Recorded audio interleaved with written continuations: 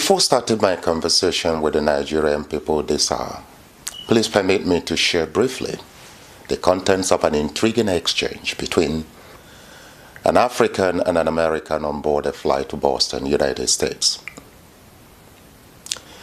The white American said to the African, "Let's, for a moment, put our skin pigmentations, this black and white crap aside. Tell me, my friend, what is the difference between you and me?" Absolutely none, the American responds to his own question. Scientists in the Human Genome Project have proved that you and I are 99.9% the same. All white, Asian, Latino, and black people on this aircraft are the same. And yet I feel superior, he smiled.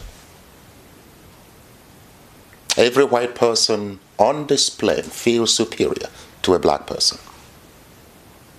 The white guy who picks up garbage, the homeless white trash on drugs, feels superior to you no matter his status or education. That's not a nice thing to say. The African protested, but the American continued anyway. You see, poor and uneducated Africans are the most hardworking people on earth, said the American. I saw them in Lusaka markets and on the street of Nairobi selling merchandise. I saw them in villages toiling away. I saw women crushing stones to sell, and I wept.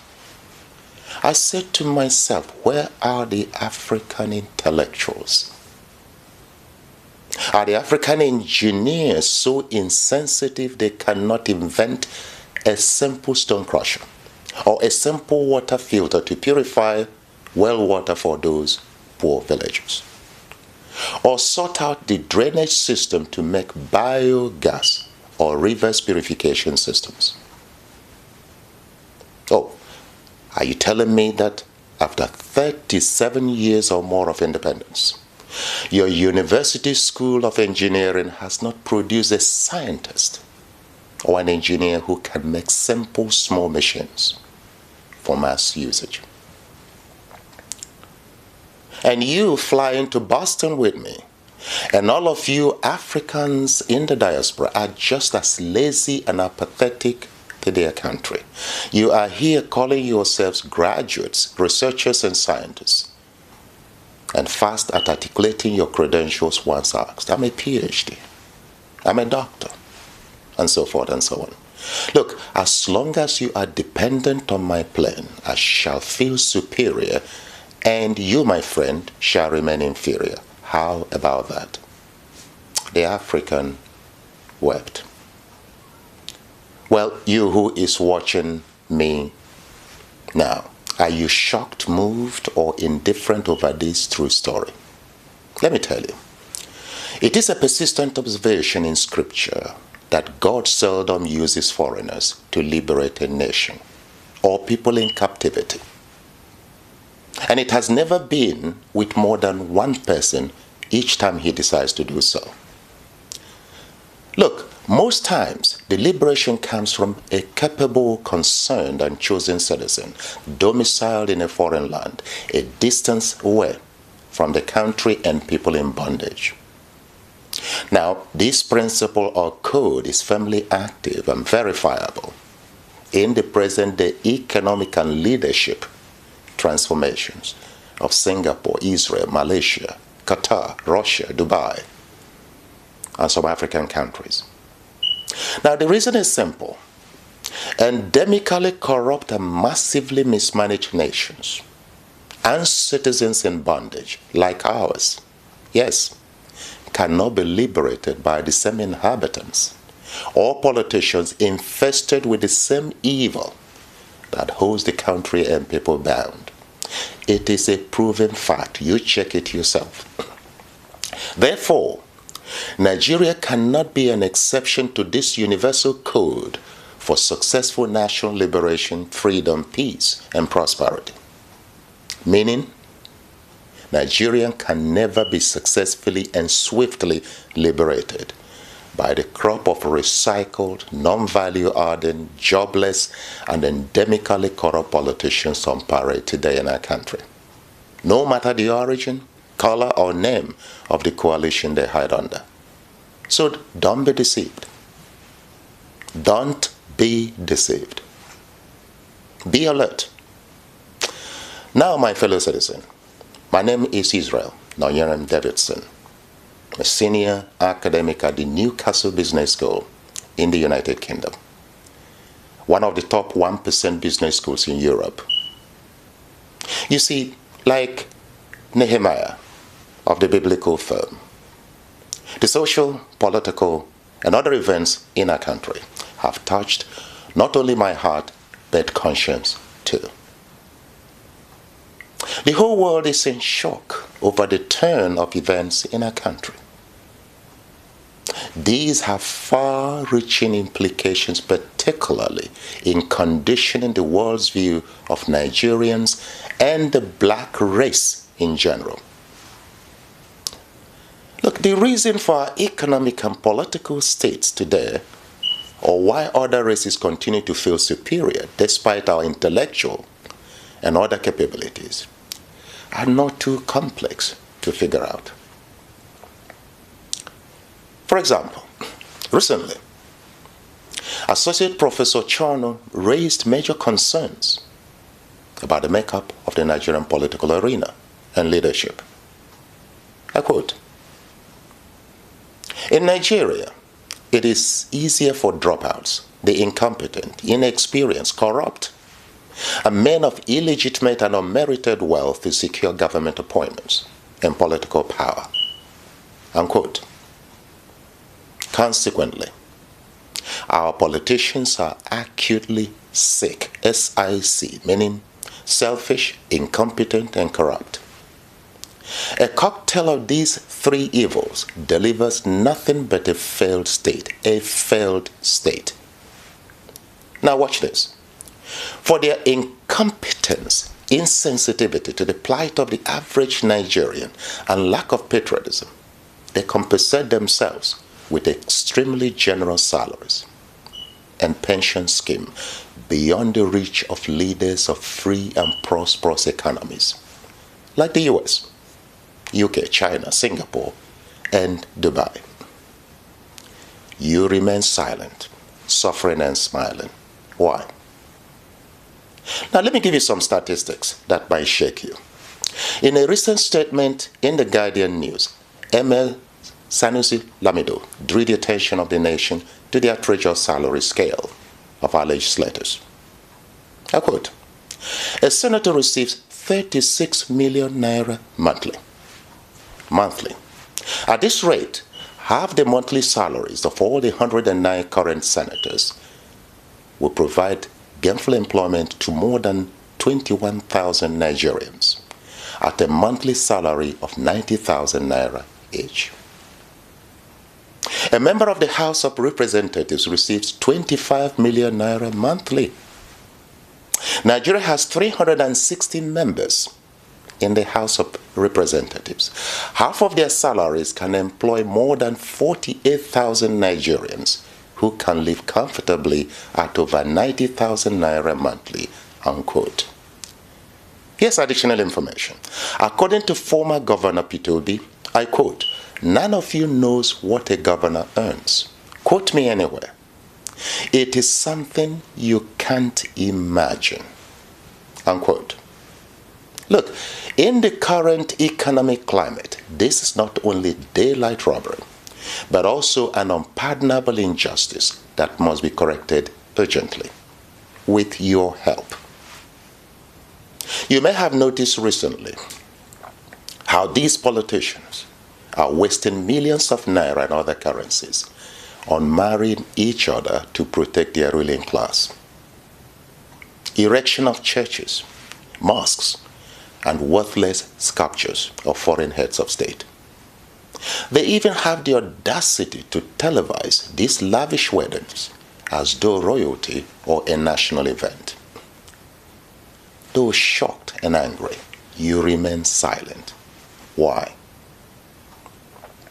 Other politicians are empowering their youth with goats, T-scales, and wheelbarrows, while leaders of Dubai, Saudi Arabia, and Kuwait are fortifying the future of generations through investment in education, technology, infrastructure, and tourism. Meanwhile, these same Nigerian politicians have their children in Europe and America empowered not with goats, T-scales, or wheelbarrows, but world-class education and proceeds of corruption. Wow, what a country. Now, though concerned, we only express our anger and frustration on social media. And the next day, it is business as usual. Meanwhile, Nigerian civil servants and pensioners remain unpaid for months. Educational institutions and hospitals are massively underfunded. And Nigerians are paying with their lives every day. The insensitivity of Nigerian politicians is beyond reason and boundaries. For example, in a recent press statement, President Obasanjo lamented, I quote, "And it is a sad symptom of insensitivity and callousness that some governors, a day after 73 victims were being buried in a mass grave in Benue State, without condolence, were jubilantly endorsing President Buhari for a second term. The timing was unfortunate," unquote. Yet we remain silent. In the meantime, corruption and lack of accountability continue unabated. For example, according to the federal government, Nigerian agencies comprising Department of Customs, Nigerian Ports Authority, and Federal Inland Revenue Services generated 3.9 trillion naira in 2017, in addition to 10 trillion naira from oil and gas. In the same period, crude oil price increased from $27 to $70 per barrel. Production increased from 800,000 barrels per day to 2 million per day, 150% growth. In 2017, EFCC recovered more than 437 billion naira made up of foreign and local currencies. Now, as at the end of 2016 fiscal year, EFCC had recovered over 400 trillion naira loot. Yet, according to Pastor Tunde Bakri, if you really know the truth, how much we owe as a nation, you will cry for this and future generation. You will cry for yourself. PDP borrowed 6 trillion naira in 16 years. APC has borrowed 11 trillion naira in 3 years. Now, here is the irony. Here's the irony. Despite these colossal amounts, borrowed, recovered, or earned, our nation is unable to fund 8.6 trillion naira budget for 2018 without resorting to further borrowing. Yet, the Senate remains impotent. The House of Assembly is silent and sleeping. And the Nigerian people act hypnotized. What a people, what a nation. Do you still wonder why some races continue to feel superior? And their embassies and governments treat Nigerian citizens and government as assholes. Today, the corruption level in our country has degenerated to bizarre tales of rats, monkeys, and snakes, swallowing millions of naira. You have grass-cutting fraud in millions of naira, award of billions of dollar contracts without due process, and warehousing of money in different countries at different locations, all with no deterring penalties. We remain silent and instead prefer to flood foreign embassies with visa applications for access to their homeland. Why? Why? According to the latest World Bank report, Nigeria suffers from persistent acute poverty and now ranks as one of the poorest countries in the world. Our nation is under delivering prosperity to its citizens due to SIC, selfishness, incompetence, and corruption at all levels. At all levels. We all have a share of the blame for these breeds of insensitive, clueless, selfish, corrupt, tribalistic, and unpatriotic politicians. Shame on you. Shame on all of us. Shame on all of you in Nigeria. George Orwell once said, I quote, "Any people that elect corrupt politicians, impostors, thieves, and traitors are not victims but accomplices." Indeed so. Indeed so. Today, you and I are reaping the benefits of our short-sighted electoral decisions and therefore not a victim but an accomplice.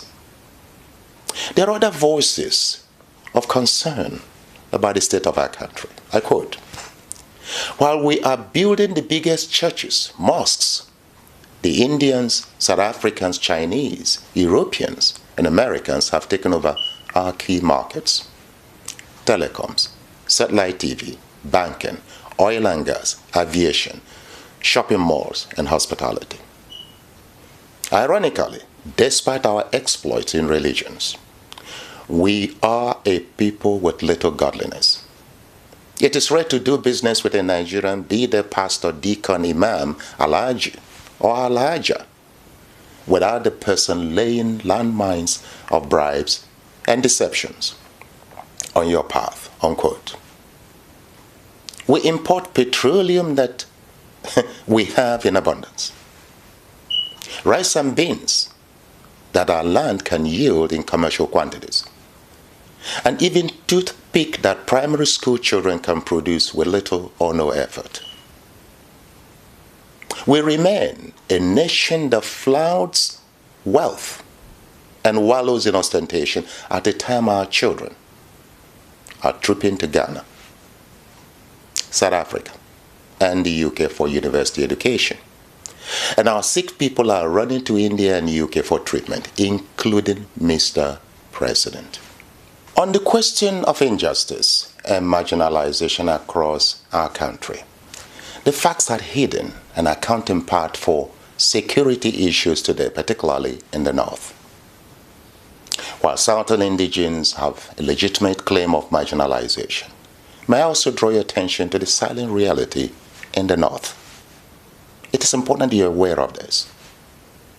Our northern citizens are perhaps the most marginalized and misinformed of all groups in Nigeria by their own elites. Now listen to this. Vanguard 11, March 2014 states, I quote, "Northern politicians and military leaders have been the bane of the North and Nigeria. They have grown fat at the expense of the poor. They deliberately kept the Northerners poor, uneducated, ill-informed, and preferring to feed them from the crumbs falling from their table," unquote. So you see, the youth of the North are indoctrinated to serve the needs of the elite, conditioned with half-baked education that leaves them disadvantaged beyond the federal civil service system, and brainwashed with ideologies that keep them blind of developments, progress, and peace in Saudi Arabia, Dubai, and Kuwait, the heart of Islam. Look, we must liberate the youths of the North to their full potential. If Nigeria is to witness a rebirth of the fortunes and historical landmarks of the region and achieve the status of a united and progressive country. Indeed, we must. Well, on education, let me say this briefly. The quality of our education system generally has deteriorated considerably. I'm sure you know that. In most Nigerian universities, we now have what the human rights lawyer, Mr. Femi Falana, rightly defines as Yahoo professors. Yes, indeed. Here's an example. In a recent world ranking of universities, only one Nigerian institution made it to the first 1,000. Even then, it ranked number 801 position. 801. Now, as Chris Hedges observed, I quote, "We now live in a nation where doctors destroy health. Lawyers and judges destroy justice. Universities destroy knowledge. Governments destroy freedom. The press destroys information. Religion destroys morals. And our banks destroy the economy," unquote. Fellow Nigerian, these hallmarks of corruption, injustice, mediocrity, and marginalization must be addressed sooner rather than later. Well, that's not all. That is not all. As of today, human life is no longer sacred in our country. In fact, the life of a Fulani cow is valued more than the life of citizens by our government and occultism. Indeed so, yes. Now, fellow countrymen and women, we need to take action. We need to work hard. We need to unite. We need to reprogram the mindset of our nation, redefine and communicate what constitutes hard work, merit, quality, world-class performance, and wealth in our country. We need to rehabilitate our country's image, increase national productivity and wealth, and improve standard of living and security for all, North and South. It is important. We must restructure this nation to make it locally and internationally competitive, make it function better, more productive, more united, and economically, technologically, and militarily stronger. Enough is enough. Now, as Charlie Boy put it, our mumu don't do. We must reclaim our country. The handwriting is now on the wall. We must all agree now that a new era of hope is possible. Our time to reclaim this country is now. Now and now. Thank you.